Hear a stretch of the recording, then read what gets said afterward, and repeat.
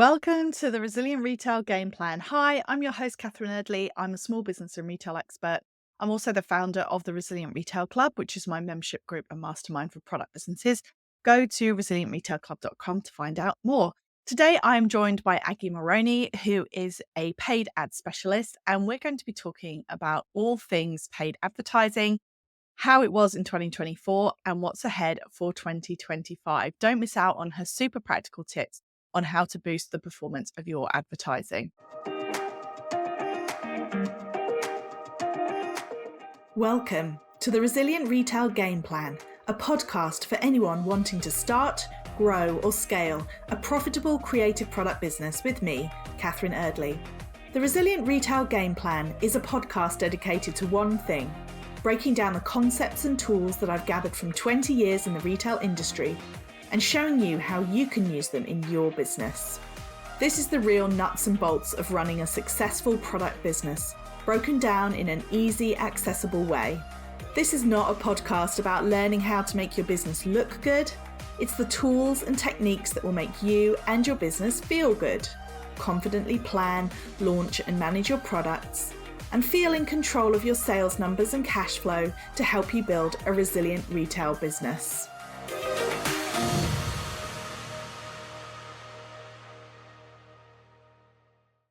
Aggie, thank you so much for joining me on the podcast. Do you want to start us off by introducing yourself and your business? Hi, Catherine. Thanks so much for having me.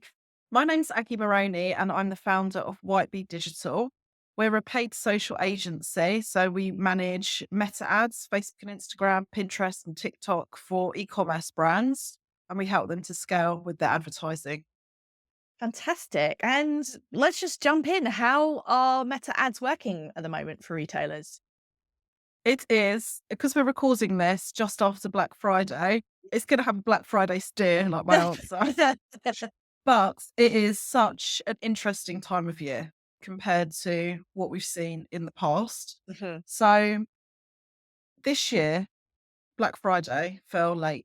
It was Mhm. like right at the end, it even went into December, which is really rare. It's usually about a week earlier.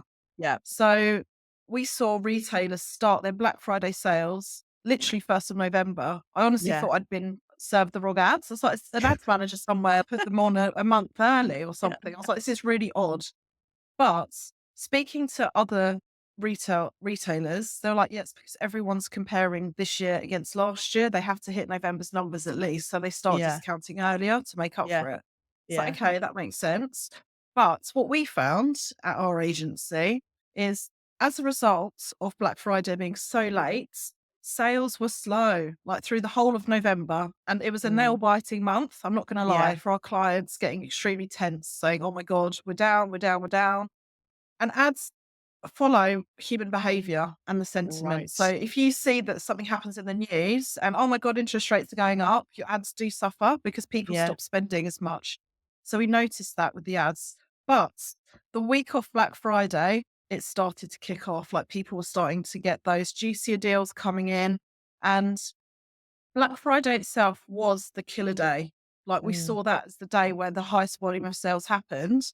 However, they weren't the most profitable day for our clients. And the reason for that is their CPMs, which is the cost to show your ad 1,000 times, Mhm. went up nearly doubled sometimes. It was insane how expensive the ads become because all the big brands, the Mhm. household names, they flood the market with their ad spend. So all the prices go up because everyone's competing for those buyers Yeah. on that weekend. So we found our clients who launched ads a couple of days before, some launched like the Monday of that week. They Mhm. had very strong sales that whole week and they were much more profitable before the actual Black Friday weekend happened. Right. But people did buy for the whole weekend. They dropped off a bit on the Monday and there was a big dip the week after because everyone had bought all their deals and they'd done their shopping and now it's picking up again. And I'm exactly this person. I've realized there's loads of stuff I forgot to buy. So now I'm Yeah. buying it all. So we're seeing that the results like coming back up again. And that is a pattern that you see every year. So it Mm. goes up a lot over the weekend. You have a dip afterwards, and then Yeah. people start buying again, and we're back up in that zone. The ad costs have massively come down as well after that weekend. They're back, like, dropped 30%, 50%. They're still Right. high, but they've massively dropped. So I would say this is the time that a lot of retailers will make their profitable sales. Right. Interesting. In this like next Mm. run. So that was Black Friday. If you had to sum up, and I know it's hard to sum up a whole year, but what was your feeling of until Black Friday, or what was your feeling in general about 2024 with ads? So again, it was very human behavior led. So this is Mm, something that the successful advertisers understand, and the mhm. ones that struggle is why they struggle. So Right. advertisers, especially if they're newer advertisers, will put money into ads, and then Mhm, if people don't buy on day one, they're like, the ads don't work. mhm. It's okay. You need to remember that at the other end of your computer, there is someone who's actually going to buy. They Yeah. won't buy necessarily the first time they see an ad. And I Mhm, think because there's been so much financial turmoil this year, the impulse buying has not been as great as it has been in mm, the past. So people mhm. have found it harder to generate the sales that they used to get with ads. However, the ones that peppered their sales with launches, Yeah. so not just relying on evergreen sales, always the same, but I want to be careful how I word this because it can be misinterpreted. So when I say launches, for one of our clients, they have a set product range and Yeah. they don't do much development, but how they merchandise those products was different. So they rebundled something and renamed it and sold Mhm. that as a launch. Yeah. So I'm not saying you need to always innovate and always have like new stuff coming out because that's not profitable either. But how your messaging is so important. So the brands that adapted and looked around at what was going on and changed up their messaging, changed up their creatives, they did really well. So Mhm. I'd say it's not that there was a trend in ads that Yeah. all ads were really good and all ads were really bad, but it was more like it was a business strategy Yeah. behind the ads that drove Yeah. the results. Yeah, that's so interesting. I totally agree with you, specifically on newness, because I always say to people, newness is just another opportunity to start a new conversation with your customer. But it totally could be, as you said, putting two things together, or a limited edition something, or you buy in you maybe if you develop your own products and you can't be releasing new products all the time, you could have a limited edition packaging, or you could have one new color of one thing. It's doesn't have to be like a huge, in fact, it generally shouldn't be like a huge product range all the time, but that will allow you to then have that conversation, which is a nice conversation starter, right, with a Mhm. customer, and it gives you something to build excitement around as opposed to repeating yourself. And then the other thing that I was just going to say as well is that I definitely feel like the consideration window is getting longer, and it sounds like you've seen the same thing. So people are needing longer to think about things, but presumably that is then part of the ads. Then it's a shifting strategy, right? That you may have to show them more times, so you may have to show different types of ads. Yes, and also how you interpret your data is different. Mm, So the biggest pitfall I see when I speak to advertisers is they panic because they're like, the ROAS is down and I'm not getting as many sales. I'm like, okay, let's just take a breath. Where are you looking? Where are you getting your information from? And they're like, the ads dashboard. I'm like, okay, do you not just trust that? Because ads are only tracked for 7 days after someone right. clicks the ad. So if you have something that's maybe slightly more expensive, or maybe it would only be bought in a certain season, or for example, like we've been selling workshops for one brand, Mm, they need to ask their friends, are you available this day? Can Susan come on this day? Should we all buy on this day? So it might take a couple of weeks for everyone to reply to that WhatsApp group to say we're in. So yeah. then you won't track that huge group sale from your ads because the people at the other end have taken longer to buy than Meta's tracked. So Yeah. I always say, please, please, please, whether you're just looking at your Shopify dashboard or maybe you've got Suite Analytics, Triple Whale, whatever it is you're using, make sure you're really tracking your revenue, not Mm, just day by day what sales are happening, because you have to see like the general upward shift. And also the data has changed as well since 2021 when we had this huge privacy update. A lot of the data is delayed. A lot of the right. data is missing as well. So that's why it's really important to look at the bigger picture. Yeah. It's interesting. I saw somebody was talking on LinkedIn about this toothbrush called Suri, Mm. Suri, which I actually bought one, I think I last. have one. No, you've got one. from an ad.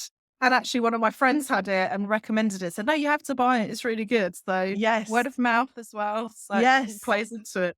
But it's that whole thing about, it could be a really long journey. I mean, it was a pretty long journey. I don't know how long I spent thinking about it, but I probably saw the ads and that alerted me to it. And then I did a bit of research on the website and then I maybe looked at their social or like you say, but then ultimately someone else says, oh, I've got one and it was great. And boom, that's it. So it's an absolute nightmare, really, attribution, isn't it? Absolutely. And it's what we call the messy middle.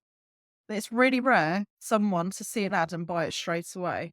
Especially, and I think that toothbrush is a really good example. And we work with a hair care brand, and it's the same thing. You're disrupting a habit in someone's life. So to change a toothbrush, you're changing something that they use day to day that they've probably used for so long. I mean, before that, I had another electric toothbrush. I'd had not the same one, but the same brand for 15 years. I don't know, a long time. So for me to then trust and it's not cheap investment either. No. It was quite expensive for Yeah. that product. So it was a considered purchase. You add that into it as well.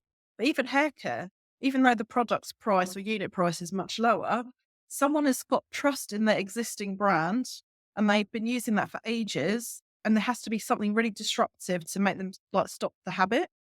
And even Yes. if they stop buying your products, it's not because they don't like it. Maybe there's something, maybe they got a big gift bundle from a relative, or maybe they went abroad and bought something back. So, there's always other elements. It's not always just the ads that are causing the change in behavior. Yeah, yeah, for sure. So let's talk a little bit about you mentioned that things are changing. So obviously the Meta platform changes all the time, but what are some of the latest changes and what do they mean for advertisers? Sure. So there's three areas that I've been seeing changes. Hmm. So the first one is structurally inside the dashboard. It's a big hoo-ha for nothing. So there used to be Business Manager, where you'd have like Hmm. your umbrella of your assets, your ad account, Facebook page, Instagram account. Then they changed it to Business Portfolio in Hmm. September, which caused a tailspin. Everyone panicked and was like, oh my God, what is this? Even I did. I was like, I don't understand why this has changed because it's exactly the same thing. They've Right, just they've moved everything around and they called it something different. But all the elements that were in Business Manager are in Business Portfolio. right. So if you see that, that's what's happened. They also decided to change the name of Ads Manager to Adverts Manager. Wow.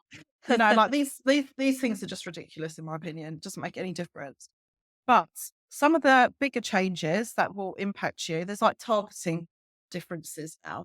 So they're not new, but it's worth being aware of. So Meta is doing a huge push to get people to use Advantage Plus audiences. Hmm. I would not recommend that right now. So effectively, and they'll say you can switch back to the original audiences. I would recommend you do keep using original audiences. Now, the reason why I'm still pro original audiences is because Advantage Plus audiences are very algorithm led and AI Right. driven. So you can give a steer to Meta, just say for example, you're selling hair care. So you're like, okay, I want people that are interested in hair care, personal care, or whatever styling products, you put all your interests in. Meta won't just target people with those interests. It will just take it as a guide and still target everyone. So Right. you don't really know if your targeting has had any impact. Right. You also can't exclude any audiences with Advantage Plus. Now, this is really important if you're trying to just target fresh people. So if you Right. just want new eyes on your ads, you want to be able to exclude your website visitors, your social media engagers, your email list, your past purchases. You can't do that with Advantage Plus. So effectively, Meta's going to go for the low hanging fruit all the time. It's going to go for all the warm audiences. So you're just going to waste your money because you're just going to be Mm. re-showing to the same people. And to grow, you need new people, you need new eyes. So if you're in growth mode, go for original audiences. One thing that is a really good feature is audience controls. Mhm. They've now got two sections where you can actually tell Meta who the engaged people are in your audience and who your past purchases are. So when you do run a report, you can see how much of your budget is actually going to completely fresh eyes, Okay. which is really, really important because, again, you want to make sure that you're not just showing the same people all the time what you're Yes. selling.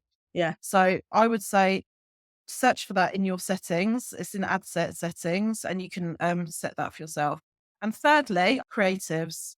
So creatives are like the big thing now. Mhm. Now that audience targeting isn't as precise, Meta again is trying to force you with AI to let them tweak things for you. Disaster. Don't do it. It just looks horrendous. So you'll have an option when you're uploading your imagery, videos, everything. It pops up this big dashboard of enhancements and Mhm. it will just auto select most of them. I would just deselect everything. Have Well, control of how your ads look. what kind of enhancements? What are you seeing it trying to do? It will try and put a new background on your product image. It will do random text overlay. It will jumble up all your ad copy across different areas of your ad. If you're quite sensitive from a brand visuals perspective, it looks Mm. very ugly because it brings in odd colors, odd fonts as text overlay. It looks awful. And it will auto apply things as well. So I've had instances where ads have been live and they've just sort of released some new enhancements and just auto applied it to all my ads that are live. And then I'll be served an ad and I'll be like, what is this? I did not set this. So then I have to go through every single account to switch off all these enhancements. So just be aware that that's happening. They also have AI generated ad copy, Right. which is interesting.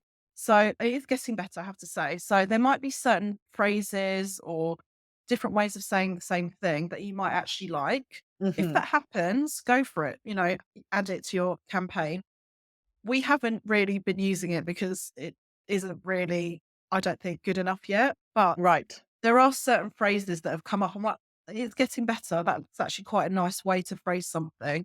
Yeah. And there's one other sneaky setting that I would just flag, which is multi-advertiser ads. There'll be like a little box that they'll auto select for you, Right. deselect, because what they'll do is they will show your ads next to your competitor ads. Now, Oh. we don't want this. They're like, where your performance may improve, we don't want to be associated with our competitors.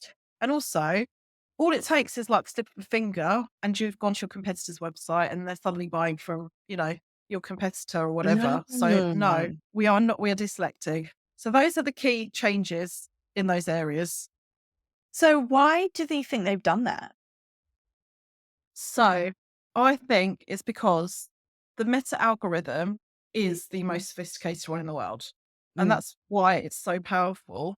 And when you're running, say, an Advantage Plus shopping campaign, we have found that the longer those run, the more efficient they become because the algorithm learns what Mm. works. Mhm. So I think they're trying to use the same thinking that if we give loads and loads of data to our algorithm, then it will automatically create these amazing ads. The thing Mm. is, if you let it, it's effectively using your ad budget and your business as a testing ground for their Right. own benefit. So it's not, it just isn't good like when you do it. So that's what my thinking is on that. They're training their own algorithm with your content. Right. Right. Yeah. I see. Which is yeah, not what you want. So if a retailer is looking to boost their performance, but they don't want Mhm. to go down the route of allowing Meta free reign, what are some what are some of the simplest things that they could do to boost the results? So, number one, you need to be very strategic as a business owner. So, Mhm. first of all, audit your products. What is actually selling organically? What are your best sellers? Yeah. What sells well together? And those are the things you should be focusing on. Because if there is organic demand for those things, if you put money behind it, fresh people will also want that thing. So that is Yeah. honestly the quickest way to improve your ad results by showing the right things. Also, be bold. So what Okay. I mean by that is be really observant on your own phone about ads that stand out to you. So you will Mm. notice the simplest ads perform the best. So I see so many times that advertisers get a bit overwhelmed. They're not really sure what to show in the ads. So they put Mhm. lots of things. There's lots of like product cutouts on one image, or there's lots of text overlay. And for someone that's fresh to your business, they'll just look at that and go, whoa, I Yeah. don't know what I'm supposed to look at here. There's a lot of information. And you just have to remember how people consume social media. So they're literally swiping, talking to a friend, watching TV, cooking. They're not really focusing that much. Yeah. So you need like bright colors, bold text, something that's just going to grab their attention, or a video, like a really short, punchy video with a really like we call it front loaded. So the most important thing in that video is right at the beginning, so that they're hooked in and want to watch the rest. That will Yes. do really well for you. So if you're used to making reels, do that. Even GIFs. So if you've just got static images, you can add them to Canva into a GIF and it'll just keep replaying these like flashing images. That can be quite Right. effective. That's quite easy to do. And I'd say we touched on it earlier, and it's not something I can say, pull this lever or this lever. Just remember who you're speaking to in your ads and how they buy from you. So smaller businesses that actually they have an advantage on this because I think they know their audience better than bigger Right. brands. Yeah. Because they're in the DMs with them all the time. Maybe they're seeing them in actual like fairs. They're talking to them every day. Yeah. So they know what their motivations are. They know the emotions behind why they're buying. They Yeah. might get ideas on complementary things that they can Yeah. sell them as well, like cross sell, upsell. That's where you'll make the money. So getting them to spend more and again and again and again, that's where you get the most return for your ads. So I think a lot of advertisers look for the dopamine hit of the ads, make the sale today. And you need that to have the cash flow in your business. But there are also these other sort of satellite things that you need to be thinking about, which do actually improve your results the most. So those would be things like brand building and explainer Yeah. videos Yeah. or Absolutely. Like even like a gift unboxing video, because Mhm. you're buying people into that emotion of, oh, what a nice person, like looks beautiful, like someone like Sandra would love that as a gift, or I'm going to give that to myself because I deserve it. I've had a really hard time recently. And you see that angle in a lot of ads, like self-gifting is quite a big message that you see Yes. online. But also, I was talking to a brand earlier about matchy things. It's a big trend to have the whole family in the same pajamas, or to have Yes. matching wellies, or to have, football kits that are dad and son or mum and daughter or whatever. So Yes. it's that emotional connection. It's like the bonds that you're cementing or Yes. activities you can do together, but you kind of hint at them in the Right. ads. That's what gets people buying. Right. Yes. And what do you think about the role of like user generated content? Or do you think it's better to create your own ad specific content? This is actually a bit of a talking point in the ad world at the moment. Okay. So I'm glad you asked.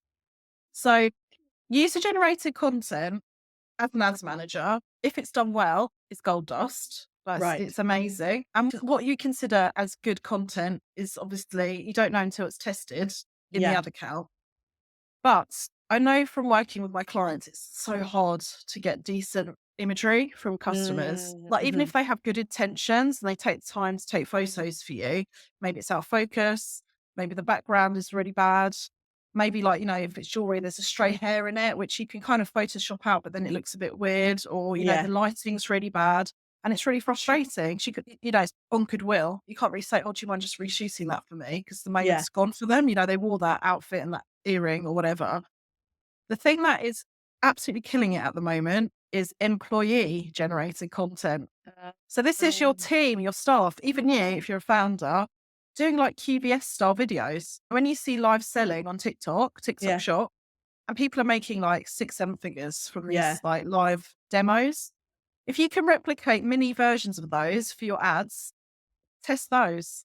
I think that they have been doing really well for us. Obviously, it's a genre, so not every single ad that you create that's like that will do well, but we're seeing more of those types of ads doing well. Right. So it's the human element. Like people want to Yeah. see behind the scenes. They want to see your passion for your products. Like, why should I care? And Yeah. like founders and small teams care, Yeah. and that really Yeah. that really comes across in the ads. Yeah, for So sure. yeah, I would, and it's cheap to Yeah. do, right? You just need a phone and someone that's willing to do it, who's pulling the straw out, who's pulling the short straw today. Like you are in the video today. Like, oh no. Amazing. Thank you so much. This has been really useful, and thanks for giving the overview. So into 2025 then, what are your thoughts about advertising in 2025? I think it's really important to have a long-term view. So Mhm. I would be strategic in your marketing budget so you have enough to advertise through your quieter periods and your Mhm. more busy periods. Mm. As I said, having a human touch to your marketing seems to be what's working at the moment. And also making sure you invest enough time in thinking about your content. So it's very intentional. So Yes. you're really, really talking to who you want to in your ads. That is what will make them sell. Brilliant. And if people want to find out more about you and White Bee Digital, where should Sure. they So go? I'm either on Instagram at White Bee Digital, or you can find me on LinkedIn at Aggie Maroney. Thank you so much for tuning in. Please do take a moment to rate and review the podcast if you could in Spotify or Apple Podcasts. And if you, of course, follow or subscribe, whatever it's called on the platform you're on, you'll be the first to know about every new episode that comes out every Thursday morning. See you next week.